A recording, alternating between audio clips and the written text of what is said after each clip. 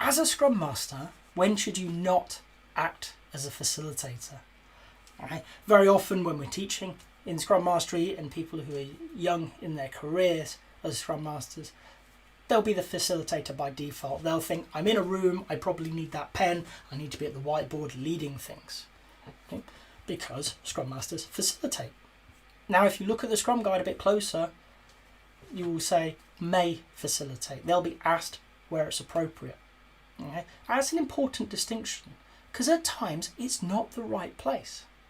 Why are you, as a Scrum Master, the one facilitating the meeting?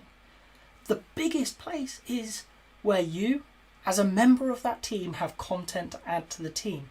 Very often this happens in retrospectives. As a Scrum Master, you are part of the Scrum team. You are a core member with everybody else.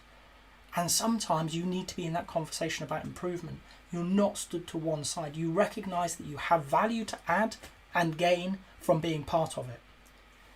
As soon as that's true, be it in a retrospective or something else, you really ought not be the facilitator. A facilitator by their very nature is neutral. They're outside of the content. They're there to provide a structure, to keep people on track to the agenda, okay, and help the team deliver the outcome it's looking for inside the meeting space. If you're in the content, you're not doing that job. Okay? I've tried it, I'm sure you've tried it. It doesn't go well. Because we lose track of the facilitation, we get caught up, our emotions come into play. We want to be part of this conversation, we want to solve the problem in front of us, whatever it is, we care.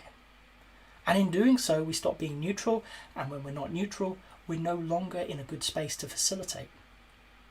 So, as a Scrum Master, when you believe you're in the content, that's a time to call in some support. Ask another Scrum Master, an Agile coach, or maybe a member of the team to step up into that facilitation role. And take ownership of it and accept that. That's a responsible professional action. You recognise that you're compromised in that role. And you've said, okay, I can't do this. I can't do the job I need to do of being a team member and the job that I need to do of being a facilitator. And it's more important I'm a team member for this conversation than a facilitator. So somebody else is going to step into this role, and that's good. Another time is where you're genuinely not needed. I've come across so many Scrum Masters who are in meetings because they facilitate meetings. And I look around and I wonder, why are they there? You know, do they need a facilitator? Do they need a facilitated meeting? Facilitated meetings are good. I enjoy being part of them. I enjoy running them. Okay? But they're not always necessary. Refinement's a good example. An opportunity for somebody with a problem, a product owner, a customer, a stakeholder, somebody who sees an opportunity for the product to sit down with a few people from the developers. Do we need somebody to facilitate that, to keep people on track? So, probably not. Okay? What we need is a group of people to have a good chat about what the opportunity is, what the problem is they're looking to solve, and a conversation about what that means for the product, how they could possibly solve it, may come into the mix.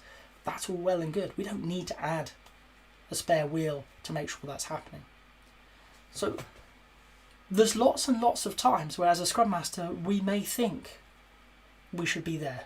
But when we think we should be there, we need to start questioning why. The word should for me is always a trigger to question my intentions.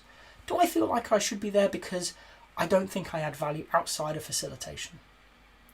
Or do I feel I should be there because there's going to be a conversation that I want to be part of? Okay? Well, they're different things. If it's because it's a conversation I want to be part of and I've not been invited, maybe I don't need to be part of it. Maybe I do need to be part of it, but I should be there as a contributor, not a facilitator. That's okay. Open that conversation. If it's I should because I facilitate, do they need a facilitator? And do they need you to facilitate? Maybe somebody else in the team has stepped into that role, and that's all well and good. Do you not have anything else on your plate? And if you don't, we can have a chat about that. So, Scrum Masters, you don't have to facilitate everything. You don't have to be involved as a neutral party in all the conversations within the team, within the organisation. Sometimes You do need to be part of that conversation. And in those times, you're not the facilitator.